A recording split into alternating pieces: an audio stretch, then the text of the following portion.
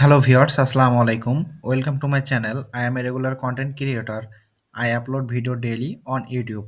Please like, comment and share. আবারও নতুন একটি ভিডিও নিয়ে আপনাদের মাঝে হাজির হলাম। তো আজকের ভিডিওটা খুবই সিম্পল একটি ভিডিও। তো অনেকে জানেন না এই বিষয়গুলো, তো তার জন্যই এই ভিডিওটি তৈরি করা।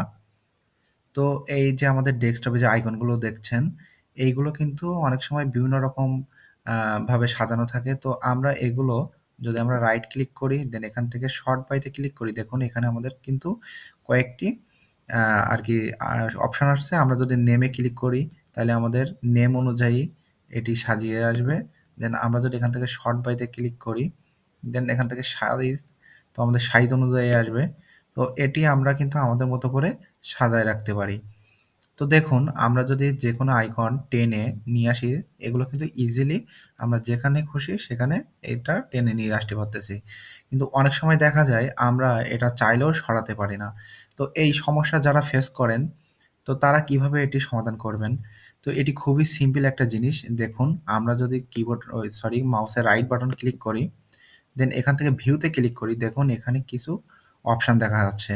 তো আমরা যদি এখান থেকে অটো অ্যারেঞ্জ আইকন এই অপশানটিতে টিক মার্ক দিয়ে দেই, দেন এবার যদি আমরা দেখুন এটি যদি সরাতে চাই, তাও কিন্তু আমরা এটি সরায়ে নিয়ে যেতে পারবো না। এটা শুধু আমরা উপর নিচ করে রাখতে পারবো।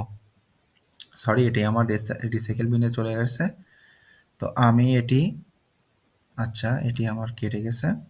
তো সমস্যা নেই, এটি আবার ফিরিয়ে আনা যাবে। গত ভিডিওতে আপনাদের দেখিয়েছিলাম। তো তার জন্য আমরা রাইট ক্লিক করলাম। দেন আমরা সেই অনুযায়ী এটি ফিরায়ে এনে ফেলি। এখান থেকে জাস্ট এটা চেক দিয়ে অ্যাপ্লাই, দেন ওকে। তো দেখুন যেটা বলছিলাম, এটি কিন্তু আমরা চাইলেও সরায় নিয়ে যেতে পারছি না। দেখুন আমরা যতই চেষ্টা করি না কেন এটি কিন্তু কোথাও সরে যাবে না।